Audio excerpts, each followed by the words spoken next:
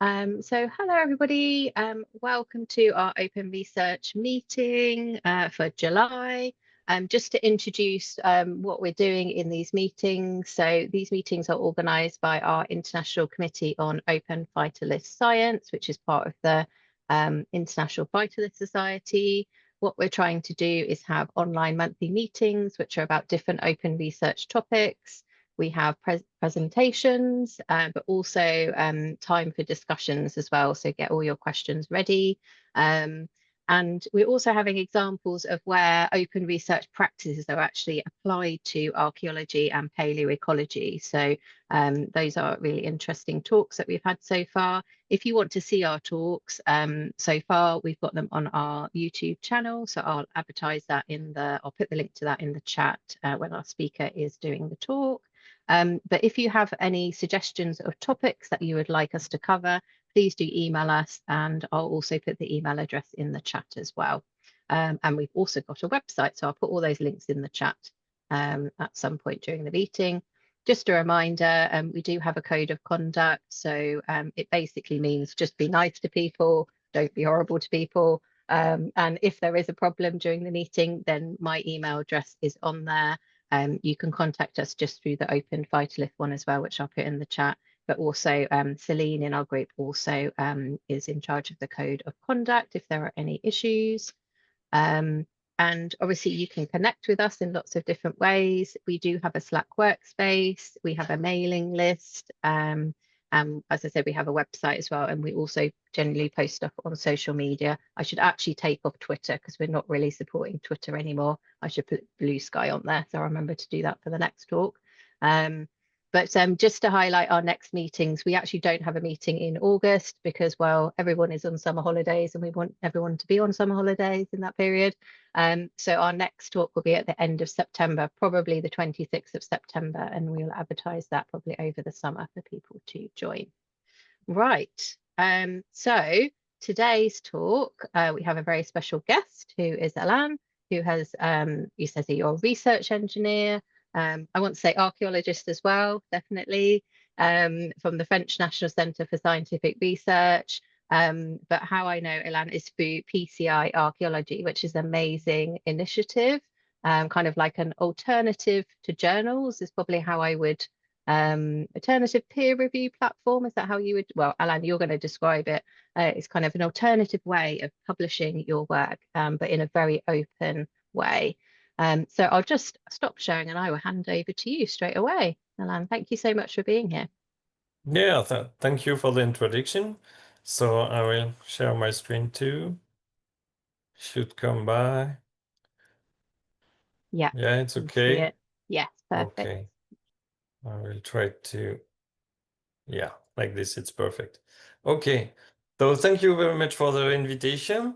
Yeah, I will talk to you about the peer community in initiative. So for the rest of the presentation, I will say PCI. It's much shorter.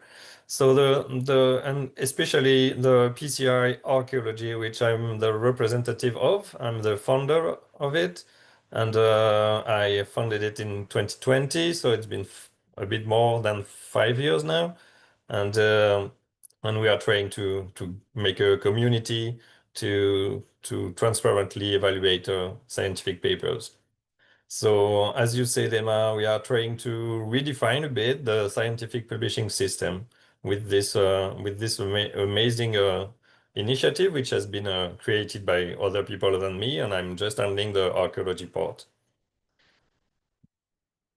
So the main thing here for me is that open science is just good science, because science is not made to be stuck in your drawers on your table. It's supposed to be shared with everyone and in the most transparent way possible. So if you want to try to make good science, I think that for me it needs to be open. But what do we need for good science? So as I said, it needs to be open because of course people need to have access to it. The best thing would be for it to be totally free. Of course, we didn't find yet a better system than peer review to check on the quality of science. It's not perfect, but it's still the best thing that scientists have found to assess the quality of research. And one of the good things also would be that science would be reproducible. And so it's not only reading the final paper that is important, it's also being sure that everyone can redo it and everyone can access to the data, etc., etc. So I will say a few words about each of these items. So as you probably all know, the current system is mainly based on three systems. The paywalls, which are still in place. Many journals, you still have your university or research organism paying a lot of money so that you can read the papers which are published in academic journals. There is an open access system. One of them is that authors are paying the cost of the papers, so it's a lot of money for authors, and of course it makes a problem with different countries, different value income in countries, etc.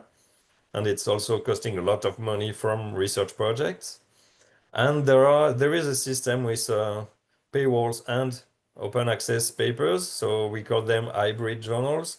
They are supposed to be transformative, but it's been already a few years that they are transformative, and they are not transforming very quickly, apparently, because it's very effective for them, because universities and research organisms are still paying subscription, and half of the papers they also receive the APCs by the authors, because many authors want that their paper open access, or they are or it is mandatory for them because of their funders. And for example, every paper from a European project funded by public money is supposed to be open access. So even if you go in a journal for which your university is already subscribed, you still need to pay for your paper to be open access. And in this system, they still have some diamond open access journals, which are journals for which no one is paying. Of course, it's not free, but at least everything is paid by public money.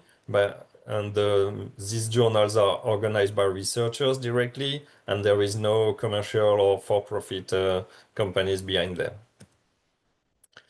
In this general system, when you make just the big numbers, one paper published costs approximately 3,000 euros, because in fact, the worldwide cost of academic publishing is approximately $10 billion a year. And there are approximately 3 million articles published. So when you make the simple division, each paper, of course, it's only the cost of the publishing. It's not the cost of making the research and paying the researchers. It's only the cost of publishing. It's $3,000 a year. The other problem is the oligopoly that has been achieved by a commercial publisher, big ones. So as you can see here, more than 50% of the papers published in the social sciences and humanities, for example, from this paper from La Rivière, more than 50% of the papers are published by only 5 big commercial publishers. And of course, this put them in a sort of not monopoly, but almost monopoly. And so it helps them, of course, directing the cost and everything. And it's harder for the others to fight. The problem also with this cost is that these costs are totally abusive and rising. So abusive because, as you can see on the left of the slide, the profit margins of these big publishers are totally out of control. And you can also see that these costs are rising a lot, despite despite these papers now being mainly online. So it's just a website and a PDF. A lot of journals, they don't print the journal anymore, they don't send the copies, etc. And still the costs are rising just to make a PDF online. You can see on the bottom right of the slide that the benefits of the group that owns Elsevier, and Elsevier is a big proportion of the group, the benefits only is the total CNRS budget in France, including salaries and all the research project we do in France with the CNRS. And it's and the CNRS is one of the biggest research organism in the world. We have 30,000 people, including academic researchers and administrative staff, etc. So it's totally insane.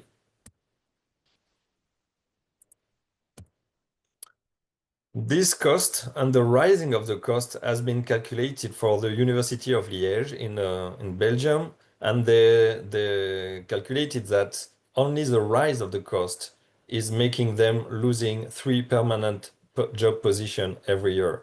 So that's also a very interesting type of calculation to know what it makes to the research community, this problem of rising costs.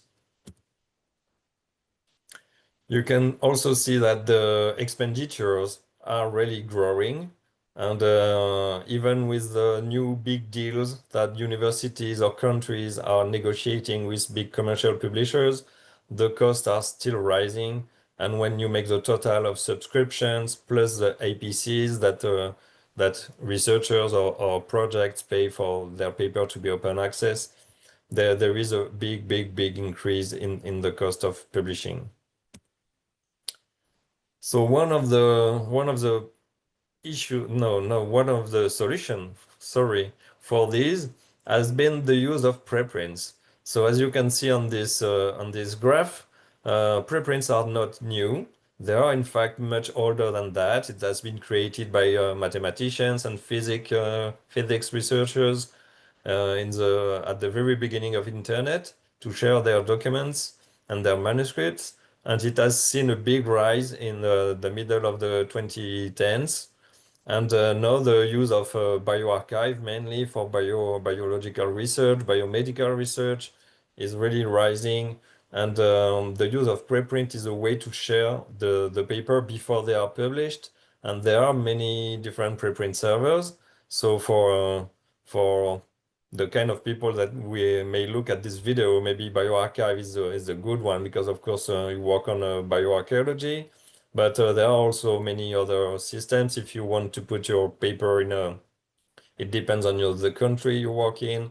If you have institutional supports, if you have institutional rules that ask you to put your paper not in the US, for example, or things like this. So it depends on the location of the servers, etc., etc. But you can always find a preprint server to put your manuscript on. The preprints have pros and cons, many pros, a few cons, and the cons are in fact going down these years. Especially one of the cons for researchers was that journals would not accept a submission when the paper is already online, and so everyone can already read it. And so the journals a few years ago, some journals didn't want to accept submissions of preprints. But now, especially since COVID, the use of preprint has risen a lot, and so people are using preprints in all disciplines, and all big commercial publishers accept preprint submissions, and some of them they even make your paper a preprint when you make a standard submission. They directly transform it as a preprint on their own preprint server. And also you can see that there can be some cons for researchers and the public, especially the risk of pseudosciences, the problem of sharing research which is not validated by the community, which can directly arrive in the public or through journalists in journals, in newspapers, etc. And this system is, of course, way better about the cost because the preprint is just a PDF online. So for this kind of system, one paper, it's only 10 euros.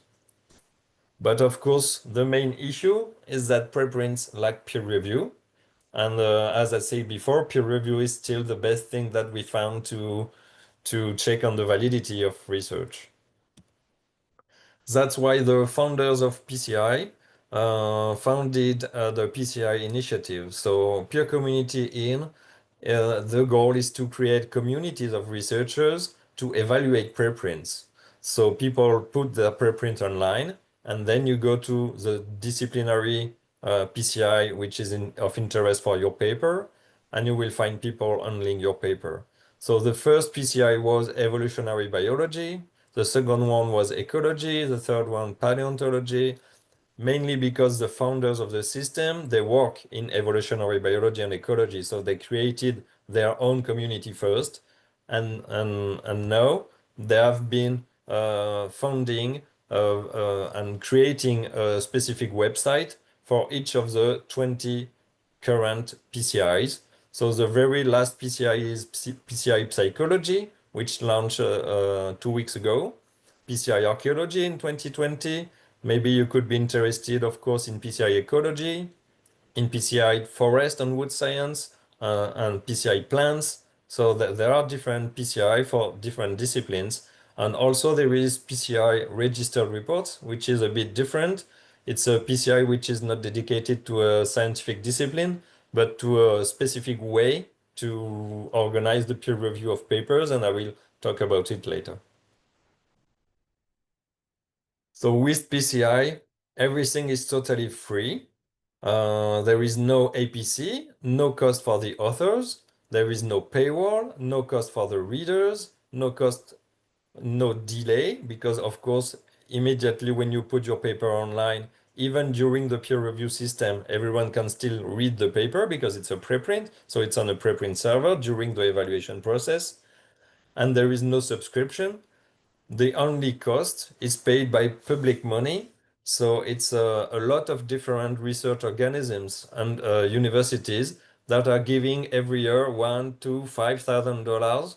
And so it's a lot of different sources of funding that allows the websites and the servers and things like this to run.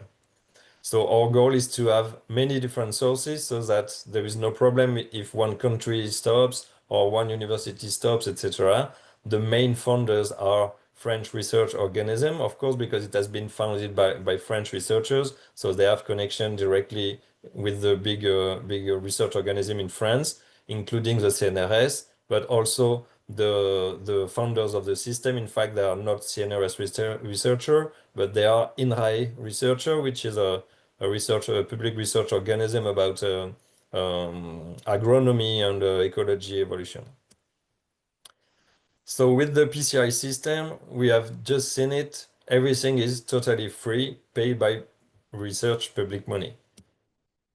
So how does it work? It works in a few steps. So the first step is outside of our control. It's authors that decide when they are ready to share their manuscript. So that's also a good thing with PCI. It's not when the journal editor, 18 months after your submission, thinks that your paper is finally ready to be put online. Here, you decide when you want to put your research online and share with the community. So of course, in archaeology, most of the time, it is not ultra important to share your research in 2025 instead of 2026 when you work on Neanderthal data. But of course, in other disciplines, it can be very important to make your discoveries shared with everyone very quickly. So the first step for the authors is to share their manuscript on a preprint server. So we are not a preprint server. You go to any preprint server. Most of the time, these servers, they give you a DOI. That's important. And you put also all your data, raw data, scripts, codes, if you make a software or thing like this, or if you use Python or R, etc., you need to put data, scripts, codes on a specific repository. It can be the same repository as the preprint. For example, if you use Zenodo of the Center of Open Science, it can be a different one, but you need also to have a permanent identifier for your data and scripts. There are specific preprint servers for which PCI managed to have a direct submission. So it means that when you put your paper on HAL, which is a French repository, on bioRxiv, the big one, or the Digital CSIC, which is the Spanish repository, from these repositories, there are directly buttons you click on and it already starts the submission directly to the PCI you want. So the second step is to go to the PCI website.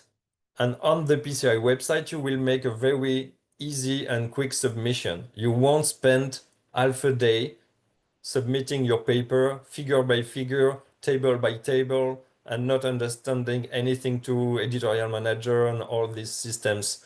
The website is really simple. In fact, you put the DOI of the preprint, the DOI of the data, you copy paste your abstract, and that's almost it. So at this point, of course, there is a validation. So currently, it's mostly me and the managing board that are making this verification. So we are making a plagiarism check. We are also checking on the links, of course, the possibility to open the data. To sometimes we even take the time to try to run the Python or the R script if we have time, etc. And of course, some submissions are directly discredited most of the time because they are not really archaeology, or most of the time because they are really 3 pages of a report by a bachelor student, and it's not really academic research. But 99% of the time, the paper is validated, sometimes after a few discussions to make a version 2 or thing like this. And then you will suggest the authors, they can suggest recommenders. So recommenders have the same role as editors, associate editors in a traditional journal. So PCR recommenders, you can suggest them. The managing board can also add some more names.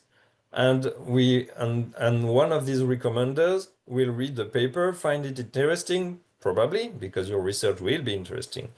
And so one of the recommender will say, okay, I handle this paper. And so they begins to invite reviewers. So the recommenders are a pool of more than almost 300 people, almost 200 people currently. And so there are a pool of people that already have at least a small experience in writing papers or editing papers in traditional journals. And they invite reviewers, and they can invite any people in the world. They can invite people already registered in the PCI website. They can invite other recommenders, or they can invite anyone just with the name and the email address. The peer review system is pretty standard at this point. There will be maybe a version 2, maybe a version 3 of the paper. The paper, of course, can be rejected at the end of the evaluation process. It's pretty rare, but it happens. And at the end, when everyone agrees, the recommender makes a decision, which is a final decision, which we call a recommendation. So it's the equivalent of acceptance in a traditional journal. So the authors can make a final version of their preprint on the preprint server. And also the recommender writes a recommendation. So it's a short text explaining why the paper is interesting, what it brings to the community, what it's novel in the paper, etc., why this paper is good.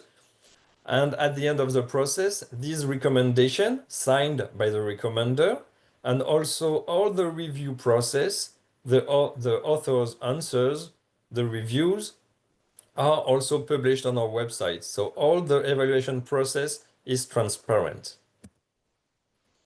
So that's an example of what you can see on the website of any peer community in. So you can see here on the left the title of the recommendation itself with so diverse outcomes in cheese fungi domestication, the name of the recommender, which is Christelle Freys, and below you can see the title of the paper, the authors, etc. And you can see different buttons that you can open to see where are the data, where is the data, where is the code, where is the script, etc. You can read the abstract, etc. And on the left, on the right, sorry, of the slide, so it's on the real website, it's below the first part.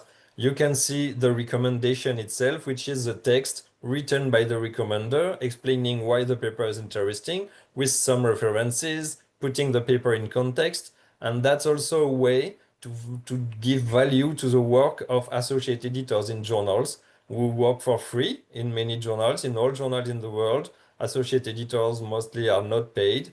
In PCI, they are not paid either, but we try to give them a bit of value because we publish a DOI and we publish this text with the references, etc. So it's also for them a way to to explain why they found the paper interesting, and also to have a bit of value for their work.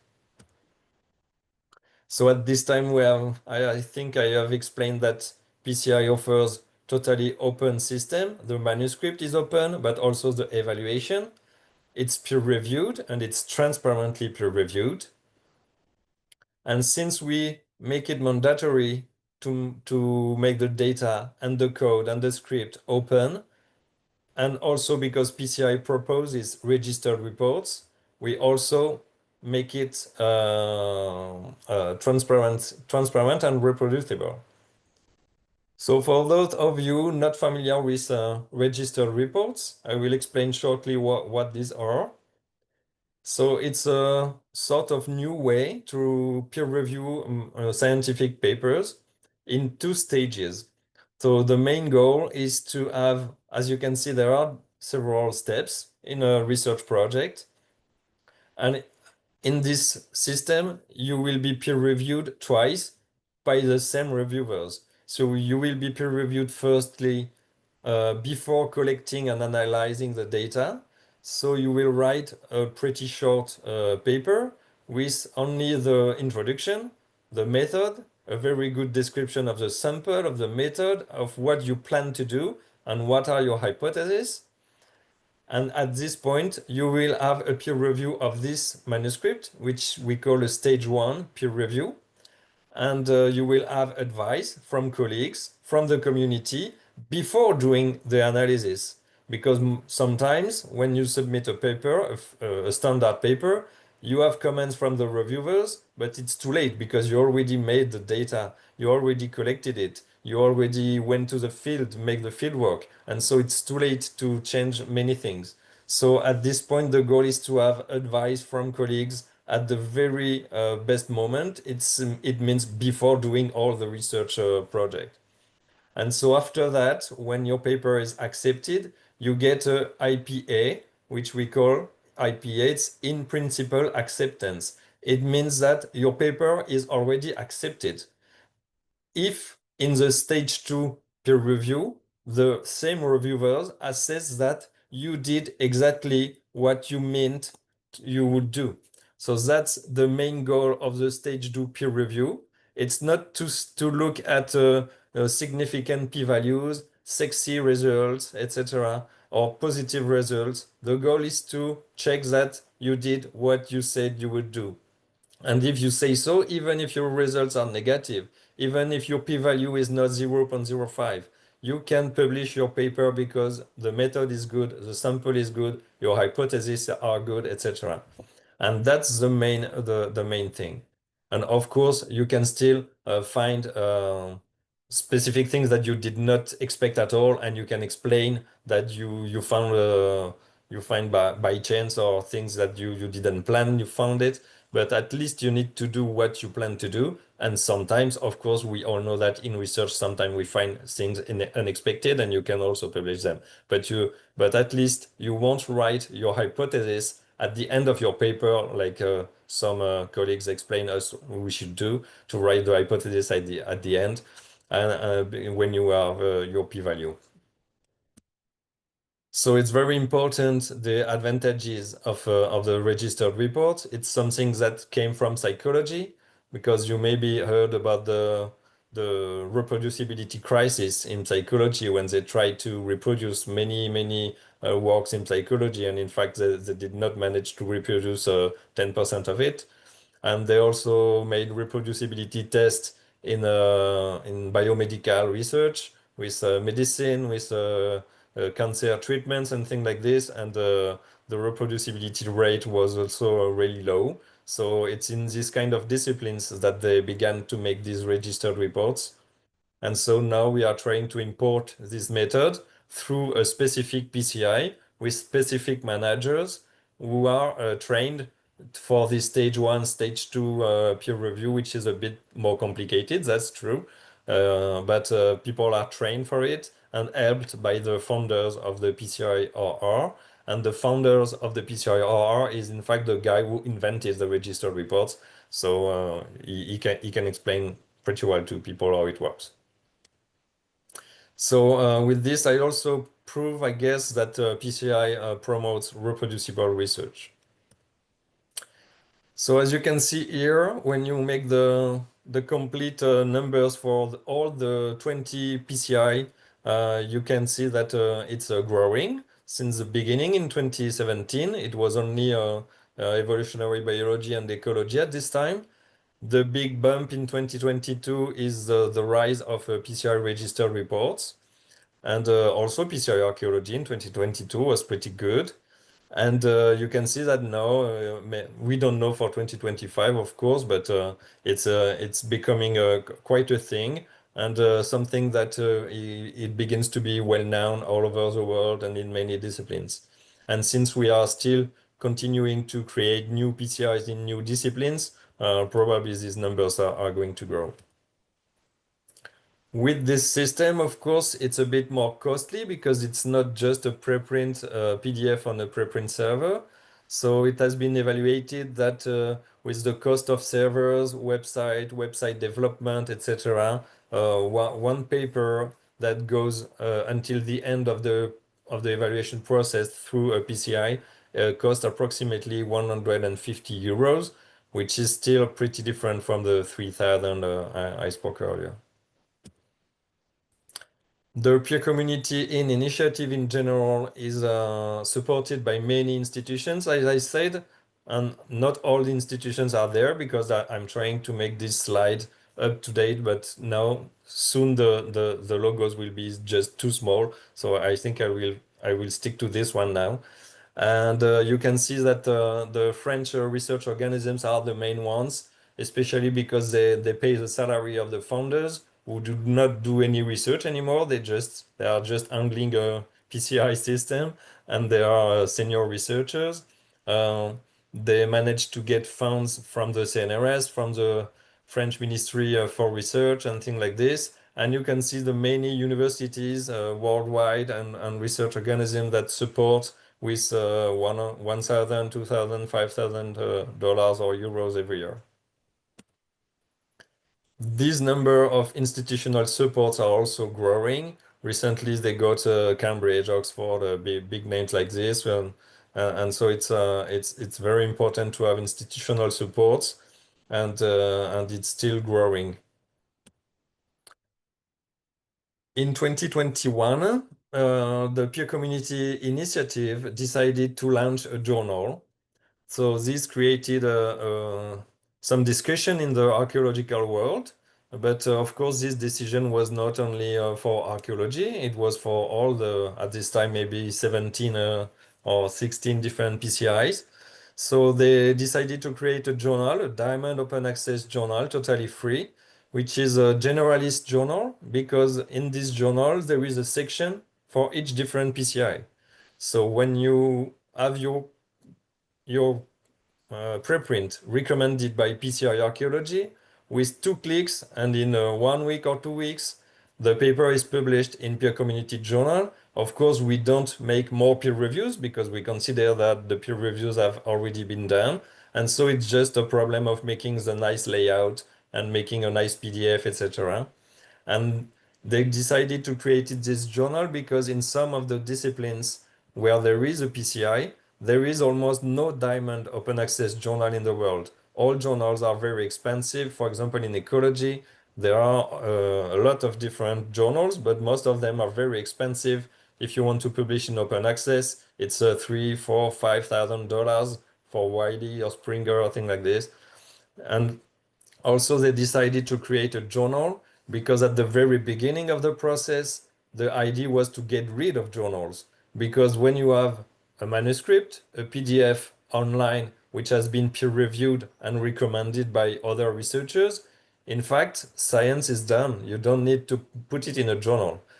But we also know that still in 2025, everyone needs journal names on their CV, especially young researchers or people to get grants, etc. So they decided to create a journal. Also for these reasons, because in France, we don't have that much this problem.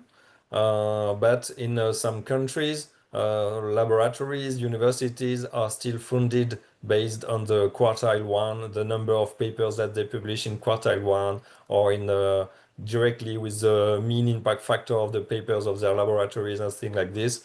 So we know that it's not the same position in every country. So when you have your paper recommended by a PCI, you have multiple choices. One of the choices, the easiest one, is to submit it to peer community journal. So it will be direct publication totally for free. Currently, there are 25 papers in the archaeology section. So if you decide to do so, you will not be the first one and you won't be alone. You can go to PCI-friendly journals. So we are also trying to get a list of journals who already know us and that accept to publish the paper. Some of them that accept to publish the paper directly because they consider our reviews for theirs. And some other journals, they are committed to give the authors a fast answer to say if they will send it for more peer review or not, make it maybe a quicker peer review on a specific spot of the paper that they find that it has not been peer reviewed correctly by PCI or things like this. And of course, since your paper, even if it's recommended, we did not publish it, it's still a preprint on a preprint server. You can go to any journal that you want. And even if you want to pay for fees, you can go to a commercial journal and pay for fees if you really want it. So the PCI recommendations are also very well connected in all the ecosystem of interrelations, interconnected data, notifications in the world. So I don't handle this very much. I don't know it very much, but the founders of PCI are working every day to have all the DOIs interconnected with Crossref, with Notify Core, with. But I don't understand everything, but it's very well connected, and your paper will be found everywhere online on Google Scholar, on the Scopus. The PC journal is indexed everywhere, etc., etc. You can even see here, for example, on bioRxiv, that you can, when you go to a preprint on bioRxiv, you can see that it has been recommended by PCI Evolutionary Biology for this one.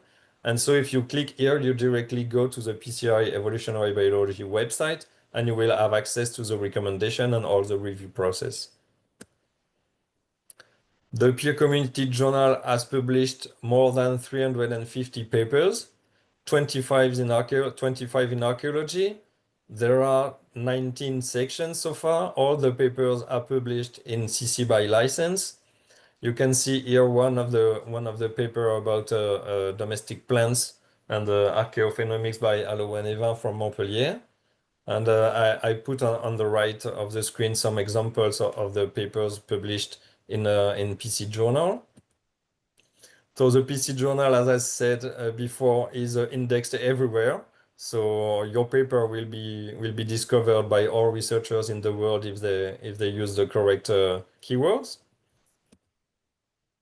You can see that the number also is growing. So there has been a big grow at the beginning because many papers that were not published anywhere. When we created PC Journal, we contacted all the authors and proposed them to submit directly to PC Journal. So when the paper was not published anywhere, so it was a big bump at the very beginning, and now it's continuing to work properly. And so now I will speak especially about PCI archaeology because most of you are connected to archaeology in a way. So we are currently 239 recommenders, and that's my shame. This map, I have issues of finding recommenders outside Europe, as you can see. I worked a lot of it. I must say that I have stopped a bit because I sent thousands of emails in Africa, in South America, in Asia, and I got 30 answers. So I must say that I stopped a bit this. We are more than 200 recommenders now. This number is growing a bit every year. And so I'm not looking anymore for people everywhere in the world because it takes too much time and people don't answer. But if you are interested, if you have a bit of experience in being first author or editor in a journal, etc., please get in touch with me. And also, if you know people with this kind of experience in the countries that you can see here that are not well represented at all, I'm really interested in finding more recommenders. The recommenders are all kind of researchers. So since of course I don't know their age, I simply use their age index as a proxy of research experience for each of the recommender. And you can see that we have senior researchers, mid-career, junior researcher, early career researchers. We try to have the parity between men and women. It's also pretty difficult, but we try to reach 50-50. And we are also trying to diminish the percentage of French people. Of course, at the very beginning, when I created PCI Archaeology, it was much easier to find colleagues that I know personally to motivate them to get in the initiative. But now we are trying to get less and less French people and to have a worldwide community. You can see here the number of submissions of papers per year. So in 2020 and 2021, it was, of course, the very beginning. So it was also mainly people I knew that I managed to motivate. And 2022 so an interesting rise. And 2023, as you can see, so the very first partnership between PCI Archaeology and the CAA Congress. So it's a computer applications in archaeology. It's an association which makes every year a congress. And so we decided together that they would go for the peer review of their proceedings through PCI, because before that they were making like every conference by thousands of emails based on 3 people. And it's just a pain to organize the proceedings of such big conferences. So we decided to use the platform, which is PCI, because the website is very good, very easy to use. So in fact, we decided that for each session, the session chairs, they would become recommenders. And so when a paper from the session 3 is submitted, the authors, they suggest the name of their chair of the session chair to be the recommender for their paper. And so in 2023, the Congress was pretty big. It was in Amsterdam. In 2024, the Congress was much smaller. It was in New Zealand, and many people didn't go to New Zealand because it's pretty far and pretty expensive. And in 2025, the Congress was in Athens. It just finished a few weeks ago, and they just started the submission process, and they received more than 400 presentations during the Congress. So I expect to receive a lot of submissions during the summer. As you can see here, the preprint servers that are the most used by archaeologists are Zenodo and OSF preprints. So Zenodo especially because we decided with the CAA to use Zenodo, because on Zenodo you can put on the same deposit with a single DOI. You can put the manuscript plus your data, your script, etc. You can put everything in a single DOI, and you can put very big files. And of course, with the CAA conference, some people are making 3D photogrammetry, things like this. So they needed a repository where they can put some gigabytes of data. And also on Zenodo, you can create communities. So you can group submissions in a single community. And so every year, for each different conference, the organizers of the conference, they create a community. And so at the end, when people want to find a paper from the conference in 2024, they can go in the community of the CAA 2024 and find all the papers. And this kind of communities, I don't know, I think you cannot do it on the other research, on the other preprint servers. So these are just a quick slide for the number of visitors of the website. So it's always surprising to me that so many people are visiting the website. I don't know if it's only a Google bot or not, but probably not. I hope so. And so you can see that many people are visiting the website, and it's increasing every year. We also try to follow the speed of and the length of the evaluation process, because we all know that it's pretty important. We all want to publish our papers in less than 24 months, and so we try to keep track of the speed of the evaluation process. So we keep track of the length of the first round of peer review, which is, as you can see, something around 50 days.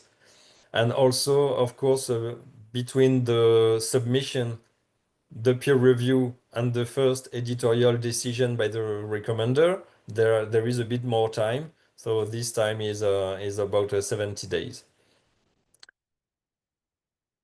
We also try to keep track of these, and also because we are a community of archaeologists ourselves, we are also trying to maintain a balance between the pressure we want to put on reviewers, on recommenders, on authors, because we don't want to be MDPI or Frontiers and sending a mail every day. And we all know that researchers, they face teaching, field works, field schools, a lot of different deadlines, administrative stuff, etc. So we try to get a balance between all the different problems in the life of a researcher that everyone has. And so we try not to put too much pressure, but of course also after a while we try for the good of the authors that the editors and the reviewers, they do the job, etc. So we try to get a balance between this, and I think we managed to do it because we are all ourselves. We are also researchers and archaeologists. I also keep track of the reviewers' acceptance rate, because you probably saw online that it's a problem to find reviewers. It's a problem for us too, but as you can see, it's not that a problem. And I think that there are two reasons for that. The first reason is that we have many editors, many recommenders. So when a recommender is looking for reviewers, most of the time they invite reviewers that they personally know, because they are close to the subject of the paper. That's the goal for us, to have so many recommenders, is to have recommenders close to the subject of the paper, so that they can find the best reviewers. They know who should review this kind of paper, and most of the time they know the reviewers, so the reviewers have much more chance to accept to make the review, instead of an Australian guy sending an invitation to a Chinese guy to make a review about the southwest of France. So that's why we have so many recommenders. And we also try to have reviewers signing their review. So that's also a part of the transparency of the review process, to know who reviewed the paper. And as you can see on the right of this slide, unfortunately, reviewers have begun to find the box that they should tick to remain anonymous. We tried to make it very small. We will need to make it smaller, I guess, or maybe white on the white background of the website. I don't know, but I would like the number not to grow, not to continue to grow like this. And because for me, it's pretty important that when it's possible, reviewers put their name on the review.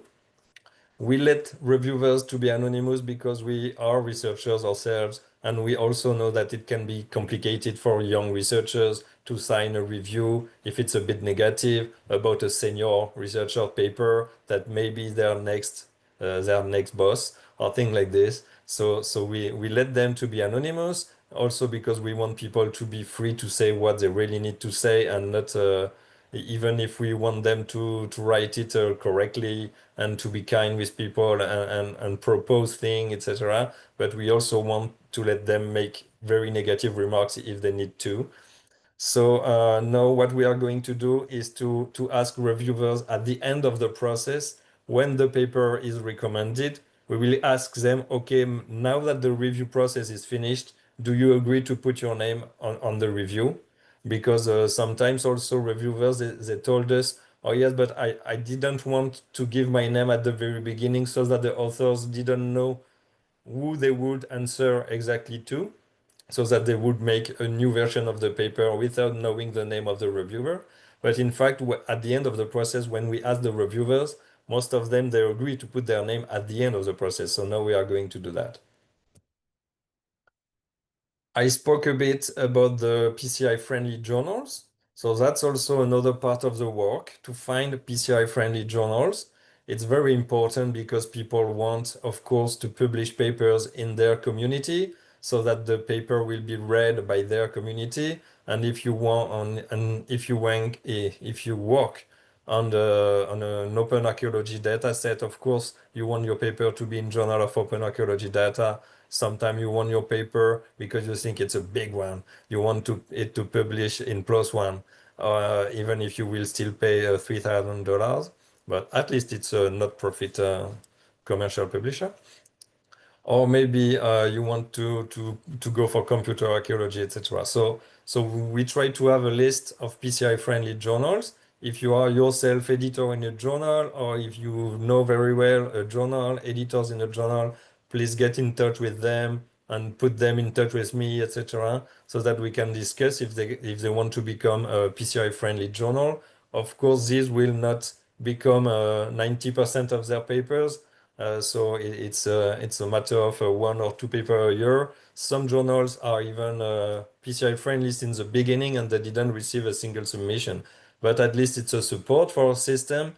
It's also a support for all these papers, all these journals, to have a transparent evaluation, because all these journals, most of them, in maybe apart from PLOS ONE, they do not publish the reviews. And so some of these journals, they are supportive of PCI archaeology because it's a way for them to have transparent peer review. So now let's talk about the 4 papers that I've found, which are more directly related to bioarchaeology, and especially not phytolith. There is no paper about phytolith, I think, but archaeobotany, or maybe there is one. Yeah, or but open data in phytolith, yeah. So it's just examples of what you can find when you go on the PCI website. So you can see here that there is a recommendation about the last one about archaeobotany was this one about a database of date pantry datation and things like this. So you can see on the left the title of the recommendation, the title of the paper. You can see that you can directly click to go on the preprint server, read the paper. Just here, I don't see if you see the arrow. Here you can see that you can directly go to the peer community journal to read the final published version. And also you can read, of course, the recommendation. And below this recommendation on the website, you have access to all the peer reviews, the answers by the authors, and the editorial decision after the first round or second round of review, etc.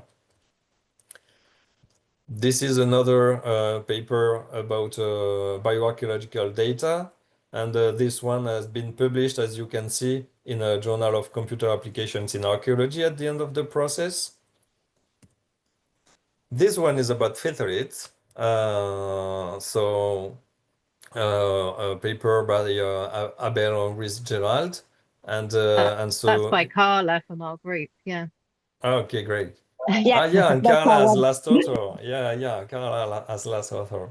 And so this one also has been published in the end in a Journal of Computer Applications in Archaeology. And you can see that it's the same kind of thing. You have the recommendation and everything can be directly read, the papers, etc. And the fourth one is the one I already presented before from Alo and Eva about archaeophenomics and geometric morphometrics of plants and animals. So to summarize this presentation, I will try to tell you what you can do to provide support for PCI archaeology and PCI in general. So of course the best thing is to submit your next paper. I'm sure you all have a paper on your desk. It's almost already written. And so you have to put your data online and put it on a preprint server and make a very quick submission, very easy on our website. It's also very important to accept review if you are contacted, of course. I said that we do not have so much problem to find reviewers, but of course it depends on paper. Sometimes the recommender directly contact 3 people he knows very well, and he has 3 reviewers, and sometimes we need to contact 25 people to find 2 reviewers. So at least when you spend your time for a review for PCI archaeology, you are not spending free time for Springer or Elsevier. You are spending free time for a free initiative. It's also important, of course, to endorse our initiative and the papers which are recommended by PCI by citing them, considering valuable or initiative, and even you can cite the recommendations themselves.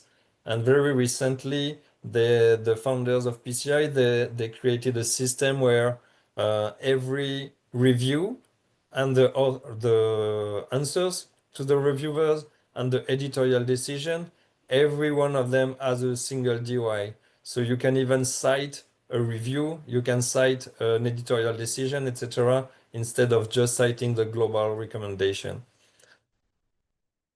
It's also important for us to have always new support, institutional committees, evaluation committees, libraries in universities, etc. It's very important to have new institutional support. It can be a purely institutional support. It can be financial, but it also can be with no finance or at all. Of course, spread the word to your colleagues. So we have a website. We are on Blue Sky, Twitter, LinkedIn, Facebook, etc., etc. So do not hesitate to like, subscribe, and hit the bell button, as they say on YouTube. There is also a YouTube channel with videos and videos explaining all the process, which are really nice videos making with nice drawings. And there is also a video on PCI registered reports for archaeology specifically, with me and the founders of the system.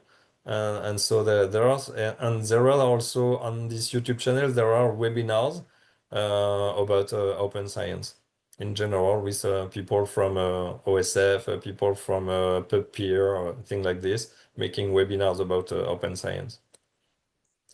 And it's also a possibility, but I don't know if it's really useful for you here, but there is ways to create new PCIs. So there are currently 20 PCIs. And if you are in a field that you think that it's big enough to create a new PCI, or if you know colleagues in the lab just in the same building as you work, and they don't have a PCI in their domain, it's totally possible to create a new PCI. There is on the PCI website, there is a page dedicated to the different steps that you need to follow to create a new PCI. I think it takes 6 months or 1 year because you need to find at least 50 recommenders to begin. Now that we have more experience, you need to find 50 recommenders, 30 of them or something like this need to commit to submit a paper in the first year. You need to have parity, etc., etc. So we try to make more strict rules as at the beginning, so that I wouldn't have made it with these rules now with so many French people at the beginning. So now we are creating PCI with much rules because also it's also true that some PCI they do not work very much because the people that are in charge of them are senior researchers handling too many things. And so I take a lot of time to make these kind of presentations and to spend time on the social networks, etc.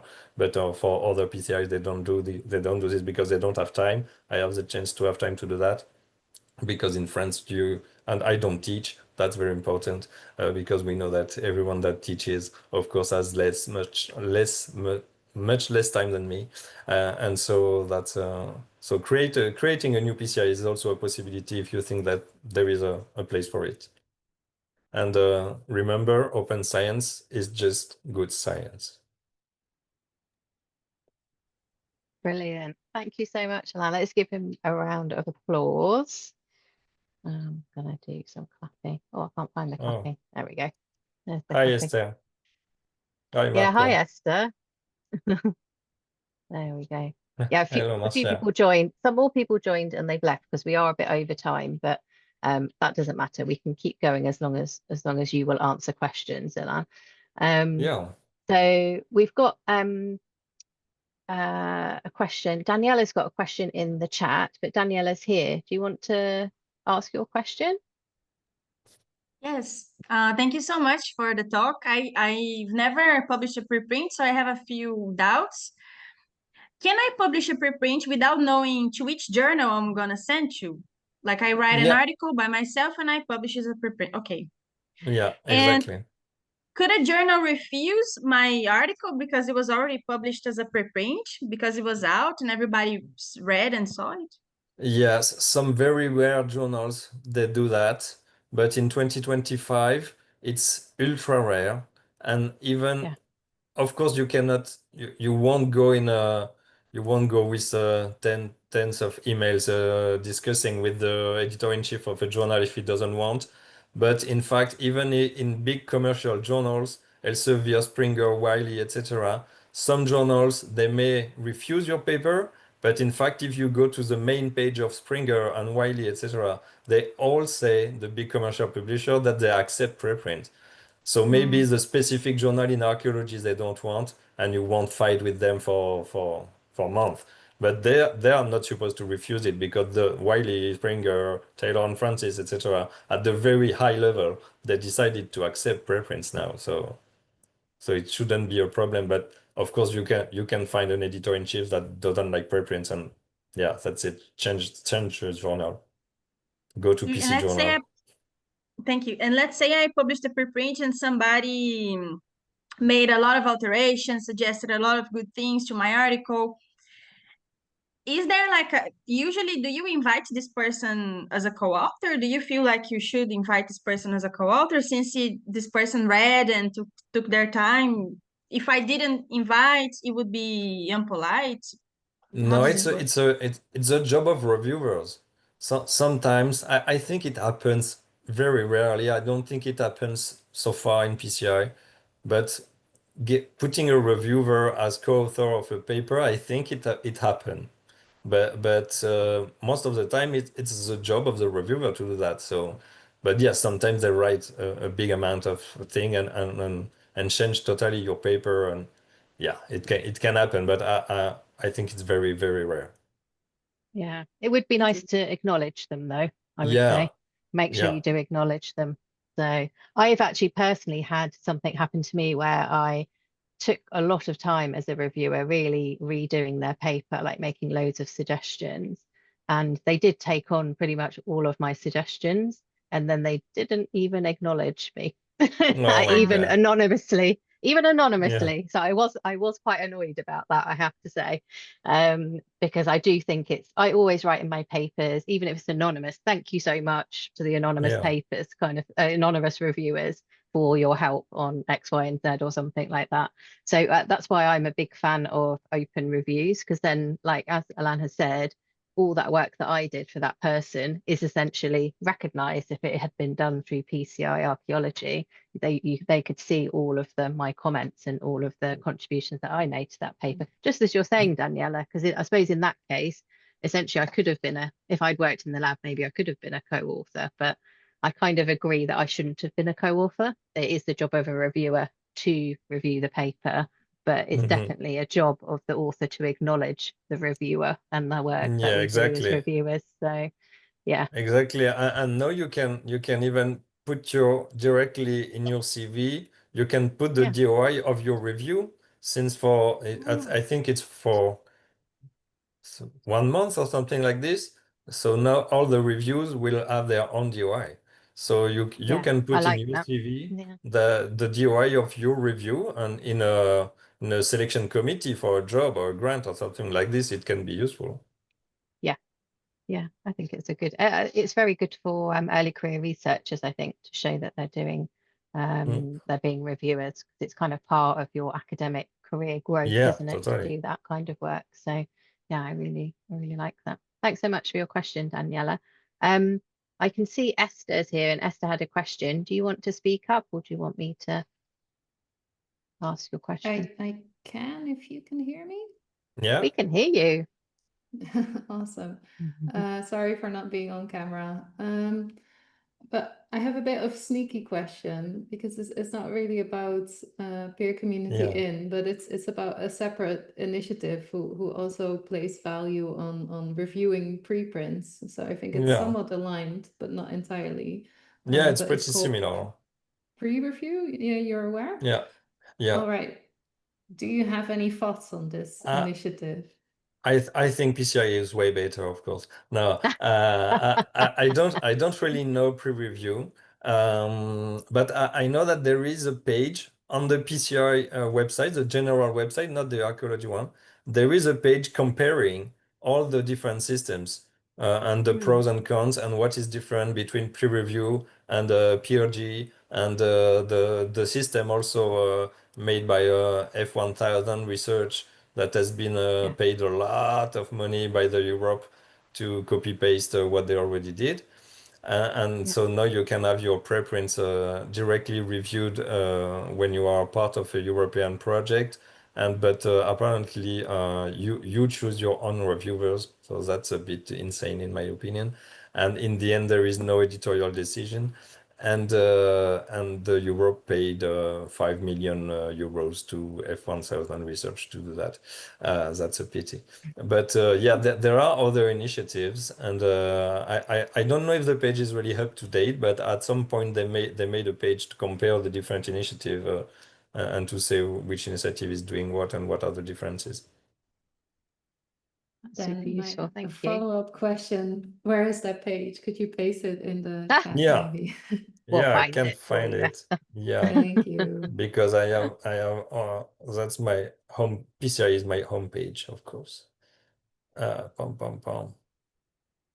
Right. And while you're Keep looking, I'll ask going. another question that we've got in the chat. So Carla apologizes because she's been waiting at the airport for some people. Just for your knowledge, Alain, and other people's, next week is a very big Vitalith conference that's actually happening in Barcelona. So Carla Okay. is going to the airport and collecting people, it sounds like, today for the conference. So well done to Carla. One question she's got is about registered reports. Yeah. How to prevent people from stealing your idea if you're detailing all your hypothesis and methods? Yeah, that the question for registered reports, but also Yeah. for preprints. I have this same question at each presentation. That's totally normal. I think it's like people sharing data. They say, oh, people are going to steal my Exactly. data, etc. I have this Yeah. kind of question all the time, and in fact, it's it's very easy to answer, because when you put your preprint online, you have a DOI, your name on Yeah. it, and a date. Timestamp. So Yeah. yeah, Everything. nobody can Yeah. steal it without acknowledging you. It's like when Yeah. you put data online, if people want to use the data, of course they can steal it, but everyone will know that they stole it, because you Yeah. have your name and the date of it. And it's not like making a presentation in a conference. That can be Mm. tricky to present new results in a conference if it's not Yeah. filmed or registered and things like this. People can take a picture of your slide in a conference, but here it's Mm. online with a DOI, the date, your name. Nobody can steal anything from that, or they will. You will have all the proofs that they stole it. Yeah, I totally agree. I also think if you think about how quickly we work in research, like how Yeah, quickly academia works, even if you saw someone and they had that, you had a similar idea, you thought, oh, that's a good idea, I can kind of go and move forward with that. You've got to think, where am I getting the money from? That takes time. I'm yeah, going to apply for a grant, blah, blah, blah. By the time and that person's yeah, done all that, that's maybe a year down the line and you've already published it. exactly. So I'm kind of I always think I totally agree. It's like a sort of misconception that people have about Yeah. And stealing I other never people's heard in ideas. archaeology people stealing ideas like this. I don't know. It seems to be a ghost, this idea that people It still is. IDs others Yeah. others idea and publish before them. I Well, never really heard of the such a only place, situation. yeah, I have heard about it, but the only place I've heard about it is from students where their supervisors have stole their ideas. Yeah, that's That true. is where Yeah, you do hear about it. So actually going out there and putting your work more out there probably is better for you in that situation as well. So you're kind of putting your stamp on there. And I would also say people with conference papers, they should always put their presentations. I put all of mine on Zenodo because then you do have a record of what you said at the conference as well. So and that has a DOI and everything. So there's ways of doing that as well. Brilliant. Has anyone got any other questions? I realize we're 15 minutes over. Thank you so much, everyone, for So staying it's on. not a problem for me, but yeah, if people have to go, of course, I understand.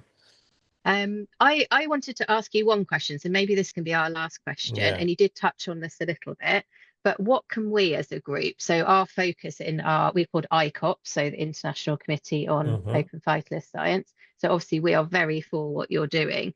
What can we actually do for you, PCI Archaeology, to help support you? Yeah, one of this kind of organization, they can also be supports without any money, but it's still a logo to put on the website. And right, we'll do it. Yeah, because we have public institutions which can give some money. Most of the universities and libraries, in fact, they give money because they cut subscriptions to journals. And so from this cut and from this money, they try to fund open science. So that's how we got most of the money from universities and libraries fundings. But for other institutions, there are learning societies that are supportive of PCI archaeology, of PCI in general. And so we have also on the page of the different supports, we have the list of organization, learning societies and things like this that support. So that would be really nice. And also if you organize conferences or things like this, I can send you flyers, I can send you things like this that you can share everywhere. Yeah, that's brilliant. And I was also thinking, because I was saying we're having this conference next week, we also do generally have proceedings of our conference. And actually I spied on one of your supporters is the Spanish center, what is it? CF. Yeah. So they are actually organizing our conference next week. Okay. So that's I will great. actually I'll have a bit of a word with them because I know the because organizer and see if we can. I spoke only of CAA, but in fact it's not only CAA. We have it's not a lot yet, but we got a ICHI session, we got a UESPP session. So people that want to use our platform to organize the peer review of a session in a conference or a full conference, they can use our platform because making the proceedings of a conference is a pain when you don't have an open platform like this. And we have automatic reminders. Everything is set so that it's very easy for everyone to use. So the website is also always improving. They pay developers to improve, to make more automatic thing. At the beginning, it was pretty a pain to make the final version of a recommendation with Google Docs and things like that. And now I just make 2 clicks and it's done because they have automated everything. So it's really a nice platform if you want to handle a dozen of paper instead of doing everything by email. It's much easier with our platform. And you will have transparent peer review in the end, etc. And also in the PC journal, there is a section archaeology, and there is also a way to put a stamp on each paper to say that it comes from this conference. So someone can see all the papers from a conference in the PC journal with a stamp. That sounds really good. I'll definitely recommend it. If not this conference, we'll have it for the next one because we have a conference, I think, every like 2 years. Yeah, so maybe it's already set. Yeah. Oh, brilliant. Right. I would just say, did not know that. Oh, brilliant. Thanks, Esther. Brilliant. So I will just wrap us up there because we're a bit over and we've taken liberties of keeping you all longer. But thank you again, everyone, for coming. Thank you to Alain for your wonderful talk. I really enjoyed that. I think it was Thank you for the invitation. Really, really interesting. I was really interested in like the growth of it. I'm I think it's wonderful that it's really growing, and I love the sort of community part of PCI. I think that's the real key to it, isn't it? This growing of the community that supports it, because that's Yeah, essentially what we do when we're doing peer review anyway. But this really kind of uses it as the model, which I think is fantastic. yeah. Yeah. So yeah, That's thanks very great. much, So everybody. if someone want to become a recommender, just Yeah, send an email, and especially if yeah. you are from Asia, Africa, or South America, I take it. Yes, we have got colleagues in our committee, so we will talk about it Great. in our committee meeting, and I will encourage them to become recommenders. But Yeah, Carla said that she wanted to become a recommender, so I'll great. make sure that she emails you. So yeah, thank you so much, everybody, and have Thank a good you. weekend, everybody, when it Bye. comes to you. Bye.